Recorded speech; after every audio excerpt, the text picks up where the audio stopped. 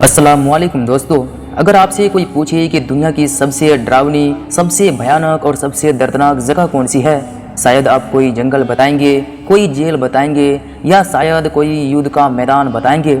लेकिन सुनिए, एक ऐसी जगह भी है जिसके सामने ये सारी जगह एक बच्चों के खेलने के पार्क जैसी लगती है। उस जगह का नाम है जहन्नम। दोस्तों, आज हम बात करेंगे इसी जहन्नम की, लेकिन सिर्फ डराने के लिए नहीं बल्कि समझने के लिए, ताकि हम इसकी भयावहता से डरकर इससे बचने का रास्ता ढूंढ सके। जिस तरह एक बच्चा आग से डरकर ही उससे दूरी रहता है, ठीक उसी तरह आइए दोस्तों इसे कुछ इस तरह से समझते हैं। गर्मी के उस तपते दिन को याद कीजिए, जब सड़क पर चलना मुश्किल हो जाता है, जब छत की सीमेंट इतनी गर्म हो जाती है कि नंगे पांव खड़ा होना नामुमकिन है। अब उस एक मिनट के एहसास को अपने पूरे शरीर पर हमेशा हमेशा के लिए सोचिए। यही जहन्नम की एक झलक है। कुरान और हदीसों में जो ब्यौरा दिया गया है उसे अगर बिल्कुल आसान भाषा में कहे तो जहन्नम एक जीवित यानी कि सांस लेता हुआ जानवर है। कुरान कहता है, ये नबी तुम लोगों को आग से डराओ, या कोई साधारण आग नहीं है। एक हदीस में आता है कि इस आग को 1000 साल तक जलाया गया तो उसकी लौ लाल हुई, फिर 1000 साल जलाया गया तो सफ़ेद हुई, और फिर 1000 साल तक जलाया गया तो उसकी लौ काली हो गई। सोचिए, हमारी दुनिया की आग चमकती है, लेकिन जहन्नम की आग इतनी भयावह है कि वह पूरी तरह काली और अंधेरी है, उसमें रोशनी तक नहीं है। यह 7 दरवाजे वाली एक भयानक जेल है। इसमें अलग अलग मंजिलें हैं। जैसे किसी जेल में छोटे अपराधी और बड़े अपराधी अलग अलग रखे जाते हैं, वैसे ही जहन्नम में भी हर इंसान को उसके गुनाह के हिसाब से सजा मिलेगी। दोस्तों, अब जरा गहराई में जाइए और देखिए कि जहन्नम में जीवन, या यूं ही कहे कि मौत से बदतर जिंदगी कैसी होगी। गर्मी और आग का एहसास सिर्फ बाहर से नहीं अंदर से भी है। हमारी दुनिया में अगर आग लग जाए तो इंसान भाग जाता है, लेकिन जहन्नम में भागने का कोई रास्ता नहीं। कुरान बताता है, वह आग उनके चेहरे के बल घसीटेगी, यानी इज्जत अबरू सब खत्म। जब उनकी खाल जल जाएगी तो हम दूसरी खाल बनाकर दे देंगे ताकि वह अजाब का मजा चखते रहे। एक बार जलना काफ़ी नहीं, बार बार नई खाल बनाकर जलाया जाएगा। उनके पेट में खोलता हुआ पानी पिलाया जाएगा। बाहर से आग, अंदर से खोलता पानी। प्यास ऐसी कि पानी मांगोगे तो पिलाया जाएगा खोलता हुआ पानी, जो उनकी आंतों तक को चीर देगा। दोस्तों, खाने पीने का अजाब। हम तो एक दिन भूखे रह जाए तो बेचैन हो जाते हैं। वहाँ क्या खाने को मिलेगा? ना तो कोई खाना होगा सिवाय एक कंटीली झाड़ी के, जो ना तो पेट भरेगी और ना भूख ही मिटाएगी।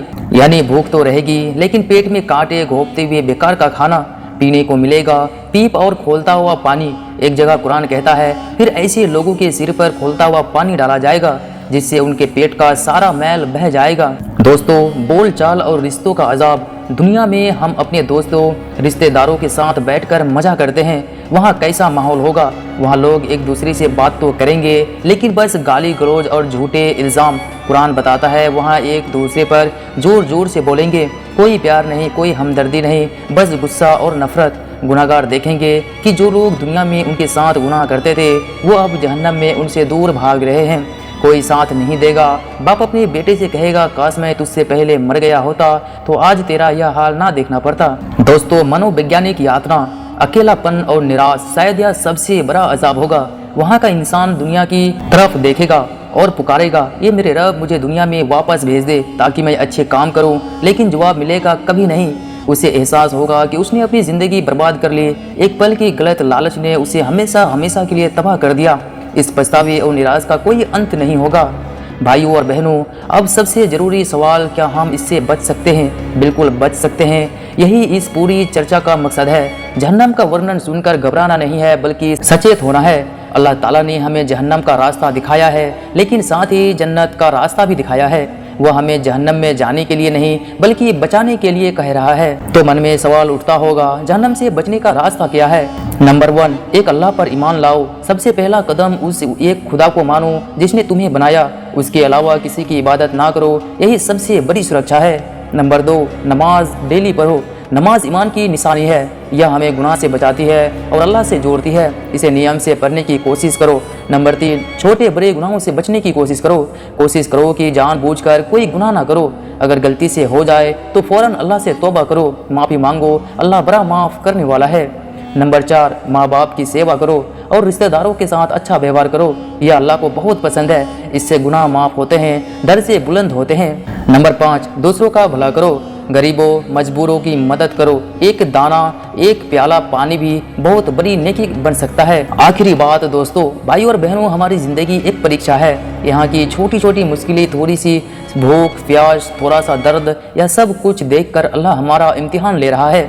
अगर हम इन पर धैर्य रखें, से काम ले और उसके बताए रास्ते पर चले, तो उसने वादा किया है कि एक ऐसी जगह का जहाँ ना कोई दर्द है, ना कोई गम, ना कोई थकान, जहाँ हर वो चीज़ मिलेगी जिसकी हमने कल्पना की है, और उसका नाम है जन्नत। जहन्नम उनके लिए है जिन्होंने अपने रब के आगे सिर झुकाने से इनकार कर दिया। लेकिन हम तो मुसलमान हैं, हमारा तो जन्म ही ला इलाहा इल्लल्लाह कहने के लिए हुआ है, तो फिर डर किस बात का। आज इस पल अपने दिल में ठान लीजिए, अल्लाह से दुआ कीजिए, ये अल्लाह हमें जहन्नम के अजाब से बचा ले और तेरी रज़ा वाली जन्नत में दाखिल होने की तौफीक दे। आमीन। याद रखिए, अल्लाह की रहमत उसके गुस्से से बहुत आगे है। वह हमें माफ़ करने के लिए तरस रहा है, बस हमें एक कदम उसकी तरफ बढ़ाना है।